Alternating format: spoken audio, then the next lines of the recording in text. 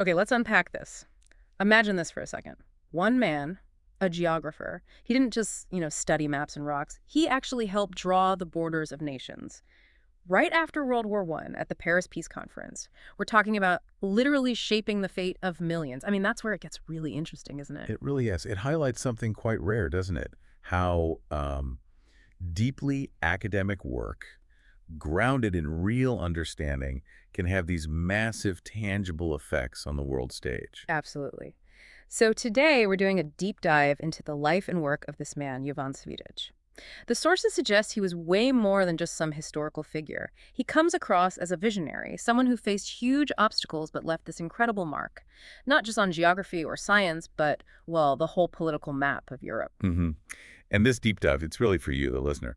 We're drawing on source material that looks at his whole journey, the challenges, the successes, and the, let's say, complex legacy he left behind. Right. So our mission today is to guide you through his pretty incredible story, really get a handle on the breadth of what he did, and maybe see what his life teaches us about grit, curiosity, and I guess the courage to actually try and shape the world.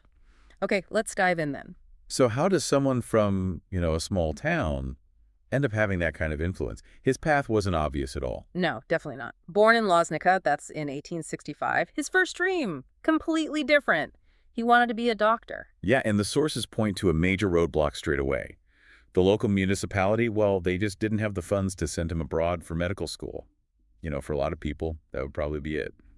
Dream over. But not for Cvijić, apparently. It sounds like he had this real knack for adapting, like a river finding a new way when the old one's blocked. A high school teacher kind of guided him, pointed him towards geography at Belgrade's great school. And that redirection, maybe forced at first, it just changed everything. He apparently threw himself into it, graduated in '88, started teaching. But you can tell he wanted more, a deeper understanding. Which took him pretty quickly to the University of Vienna, and that's where he really dug into physical geography, geology, and where he developed his groundbreaking doctoral thesis, Das Karstphänomen. And what's really key here is why this thesis was such a big deal. It wasn't just describing stuff. He was offering this revolutionary new way of understanding how water shapes limestone landscapes, over huge timescales, how caves, sinkholes, all those unique karst features are actually formed. It really went against the grain, challenged the established theories of his day. So he wasn't just submitting homework, he was fundamentally challenging the scientific establishment. Exactly. I mean, imagine being this young scholar. You're presenting ideas that are so different, so new, that these seasoned, respected scientists are openly skeptical. Yeah. The sources really emphasize that he had to kind of stand alone, defend his vision. It really brings home that theme, doesn't it? Overcoming resistance to new ideas, even in science. And this research wasn't just books and labs. The man's field work. It sounds legendary, just incredibly tough. He was trekking all over the Balkans. Yeah, through really wild, untamed areas, braving harsh winters, treacherous mountains, political instability, which was rife back then. The sources talk about these huge expeditions, mapping karst in Slovenia, exploring lakes in Macedonia, coasts of Albania, Greece, the Carpathians. It's quite a list. Sleeping outside, exhaustion, isolation. You just picture the sheer physical and mental effort involved. Was there a specific moment or place described where that toughness really connected to an intellectual breakthrough?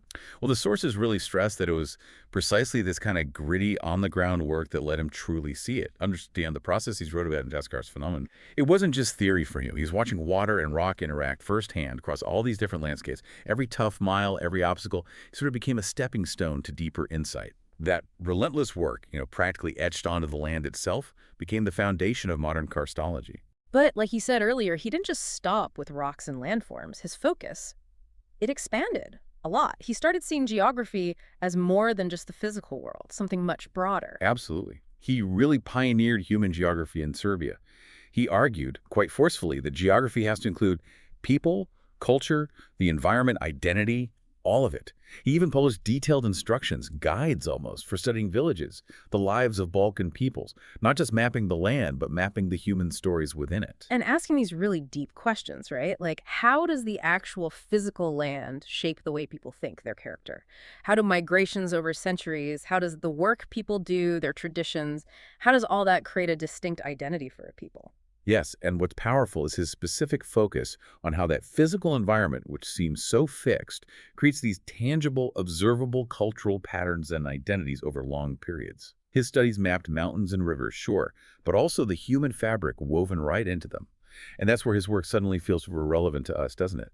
It's about how where we live shapes who we are. And this deep grasp of both the land and the people on it became incredibly important right after World War I. This is that huge turning point we mentioned at the start. Right, the Paris Peace Conference, 1919. Europe's map is being completely redrawn, especially in the Balkans, which was incredibly volatile. Cvijic's expertise was suddenly indispensable. He was called to Paris to present his findings. And he didn't just show up with theories, right? He brought years of that hard field work and, crucially, his ethnographic charts. Exactly. These incredibly detailed charts, his deep understanding of the region's complex human geography, who lived where, their customs, migration patterns, all of that was used. Used to help draw the borders for the new kingdom of Serbs, Croats, and Slovenes. Just think about that again. His research wasn't just for books or lectures. It directly influenced massive geopolitical decisions. It shaped the lives of millions living within those new lines on the map. Yeah, connecting that to the bigger picture, it feels almost unprecedented for academic work to have such such enormous real-world consequences Right. on that scale. It definitely raises some big questions about the role of scholars in politics. And that, naturally, is where the controversy comes in. You can't have that kind of influence on border talks without sparking debate. And the sources don't shy away from it. There were accusations, people saying his scientific objectivity was, well, compromised, that his passion for his homeland maybe blurred the lines between impartial science and political goals. And it throws up that really important question, one we still wrestle with today, I think. When does expertise become advocacy? Especially when a scientist is so deeply connected to a place and its people. Was he just giving the most accurate data he had? Or was his profound insight inevitably shaped by his own identity, his hopes for his people? The sources lay out this tension quite fairly, letting you consider that complex dynamic. But regardless of that debate, which probably continues, his impact went beyond maps and borders. He was also this foundational figure in Serbian science and education. Oh, absolutely. He was president of the Serbian Royal Academy of Sciences, later rector of the University of Belgrade, big roles, and he worked relentlessly, it seems, to reform education, set up key institutions of the Serbian Geographic Society, for example, and really nurture the next generation of scientists and thinkers.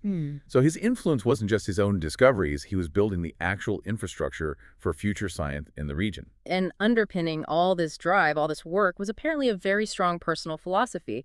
The sources quote him saying, "The body exists in order to be spent properly." It's quite a phrase, isn't it? For Cvijić, it seems it meant finding meaning not in comfort, but in that relentless pursuit, in knowledge and purpose, being willing to endure the hardship, the exhaustion, the isolation, because there was a higher goal. You can almost feel that in the description of his house in Belgrade, which is a museum now, filled with his maps, manuscripts, rock samples, artifacts that kind of whisper stories, sleepless nights studying, those hard-won moments of clarity out in the mountains. In Cvijic's journey, his whole story, it really does offer a message that feels quite relevant, especially today with all the information, all the challenges we face. Yeah, think about it in your own life. What mountains are standing in your way? What storms, maybe personal, maybe professional, are testing your resolve? Cvijic's life story can be seen as a kind of beacon. It suggests that obstacles aren't always just dead ends. Sometimes they're actually invitations to find new paths, maybe unexpected ones. That real impact, maybe even greatness, it isn't just handed out, it's earned. Through that grit, that relentless curiosity, and the sheer courage to pivot and keep going when your first plan gets blocked. So looking back at this deep dive, Cvijić revolutionized karst studies, basically founded human geography in Serbia by linking land and people, had this almost unbelievable direct hand in shaping national borders, and built lasting scientific institutions. Quite a legacy. It's a really vivid reminder, isn't it, of the power of deep knowledge, persistent effort, and just being willing to explore the world, both its physical side and its human complexities, with this relentless curiosity. And maybe here's a final thought to leave you with. Considering Cvijic's experience, that tension he faced between his deep conviction for his homeland and the ideal of scientific objectivity, especially when dealing with sensitive topics like identity and territory, What does his story make you ponder about how you navigate information and make decisions, particularly when your own values or identities seem to bump up against external facts or pressures? Yeah, maybe consider how his journey from that blocked dream of medicine to becoming a nation-shaping geographer, how that idea of turning obstacles into stepping stones might echo in your own life, your own pursuits and challenges. Dare to ask, dare to seek, dare to shape your world.